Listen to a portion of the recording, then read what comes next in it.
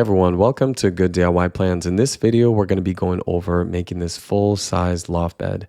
This is a beginner-friendly step-by-step tutorial on how to make this exact bed so that you can build it in your space as well. The loft bed itself has several key features. These stairs, they double as storage here as well. There's also plenty of space under the loft bed for a desk or a work area. And then of course there's the lofted bed on top, which is for a full size mattress. So this is great for like a dorm, apartment, guest room, bedroom, anything that's small where you need to take advantage of the vertical space. So anything for teenagers or college students. The overall dimensions of the loft bed are 72 inches tall, it is 61 inches deep, and it is 93¼ inches wide. And a frequently asked question I get is, how much weight can this bed hold? So what I'm going to do is remove the mattress here for a moment so I can demonstrate the principle. So this is not weight tested, but you can see that the lofted area here has these little ear flaps. These are going to interlock with the legs, which are 2x6 lumber, and then the weight is going to be transferred down and into the ground. So once you have this fully built out and according to the instructions, it should hold a pretty good amount of weight. All right, so let's go ahead and dive into how to actually make this. So the first part would be to create the inner frame of the lofted bed. So you're going to need two 76-inch 2x3 lumber boards and then two 52-inch 2x3 lumber boards. So you need to secure these together with 3.5-inch screws. You definitely need to pre-drill and countersink these. The reason why is you don't want this board splitting. This is a pretty thin board and it'll do that if you don't pre-drill. Also use wood glue to make sure everything is nice and secure. Now, once you've got that inner frame built, go ahead and build an outer frame. The outer frame is going to go on the outside of the inner frame. So these are going to be 55-inch 2x6 lumber boards and then two 79-inch 2x6 lumber boards. Go ahead and secure them together with 3.5-inch screws, pre-drill and countersink. And then once you do that, go ahead and connect the inner frame to the outer frame. You're going to be using 2.5-inch screws, not 3.5-inch screws. The reason why is because we don't want the screws poking through to the other side here. And also we're doing it from the inside so that we don't have a whole bunch of screw holes on the outside that'll be difficult to conceal. Make sure you use generous amounts of glue and secure it nice and tight. The next step here will be to add two 71-inch 2x6 lumber boards. So these are the wood pieces that are going to have like those ear flaps that are going to be coming out.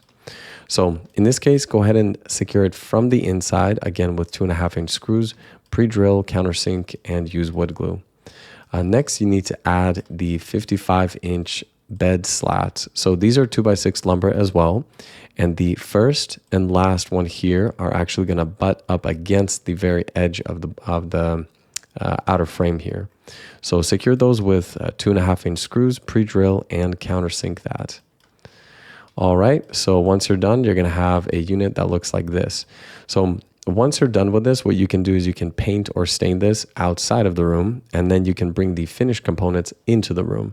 So we're going to follow that pattern with all the major components that we built so that they can be finished outside of the room. All right, moving on to the legs. So this is also 2x6 lumber at 72 inches. And what we're going to do is we're going to modify it slightly by adding two notches here. The first notch is going to be 11.5 inches away from the edge. And then the second one is going to be 21.5 inches away from the edge.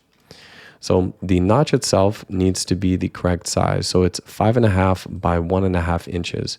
The reason why we're choosing that size is because a 2x6 lumber board is going to be inserted into here.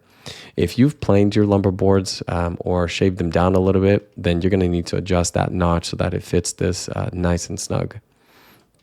Now, one of the best ways that you can make these notches really quick is you can actually combine the 2x6 lumber boards into like a pack and then clamp them on the ends and use a miter saw that has a depth stop and a sliding feature. So what you can do is you can make your marking on the outside here and then go ahead and set your depth to 1.5 inches and then slide the saw back and forth up until you cut out the actual groove here. So scooting the lumber by a little bit each time, just going back and forth. Once you've cut out the notch, now just sand it down with either a sanding block or a sander, and it'll make a really quick and neat job. All right, the next part will be to add these 61-inch cross braces. So you're going to take 2 of those leg components that you just made and then secure the cross brace 61-inch 2x6 with 3.5-inch screws. So pre-drill, countersink that, and secure it into place. You're going to make a total of 2 of these H-shaped leg components. This is where they're ready to be stained or painted. So what you can do at this point is go ahead and take these components into the room and then secure the lofted area to the legs with 3.5-inch screws. So pre-drill and countersink that, use wood glue, and then it'll lock into place. The top, these are the ear flaps locking in with the top of the leg there. So go ahead and flip it over, do the same thing on the other side as well. Stand the loft bed upright, and at this point it's going to be pretty heavy, so put it into its kind of final resting place where it's going to actually be. And next you can add the safety railing. So this is just 1x4 lumber. You would need 4 81.25-inch pieces, and then you need 4 or 2 58-inch pieces. So these are going to be secured to the bed with just some pin nails and some clamps that can temporarily hold it in place. Use wood glue and then go ahead and shoot the nails into all the proper places so that this can be secured into place. All right, next we're going to build the stairs and shelf component. So here we have 2x12 lumber pieces. So you can take a screenshot of this so you can get all the right dimensions. But basically we're just going to be securing these components together. Everything is color coded. Use 3.5-inch screws, pre-drill and countersink this, and then just keep building up until you have that nice kind of triangular shape. So once you're finished, go ahead and attach it to the bed itself. So what we're going to do is we're going to attach with 3.5-inch screws directly through this crossboard, through that crossbeam. So you're going to attach that with glue and 3.5-inch screws. And then I also recommend that you attach at the top here as well with just like an L bracket, a Simpson strong tie, or something to hold it in place. That way all the work is not on this crossbeam, and so that this doesn't come apart or detach over time. All right, at this point, you are nearly finished. What you can do is you can also add an optional desk as well. This will be in an upcoming video that you can view. It is the same base design, and we're just adding a desk as well. So that's going to be coming in the future. But what you can do to secure the bed to the wall, if you maybe made it where it's like a little bit shaky, or maybe these joints didn't quite come out, you can actually secure the bed itself directly to the studs of the bedroom.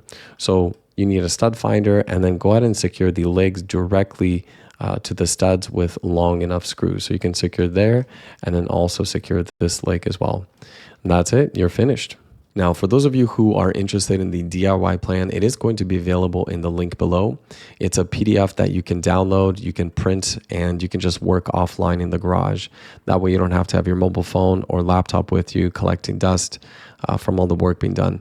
It is much more detailed. It has a tools list, materials list, shopping list, helpful links, as well as diagrams to be able to optimize the cuts for this entire build. That way you're not wasting any lumber. I appreciate everyone who supports good DIY plans. You guys have an awesome day. If this video was valuable to you, check out the next project on the screen.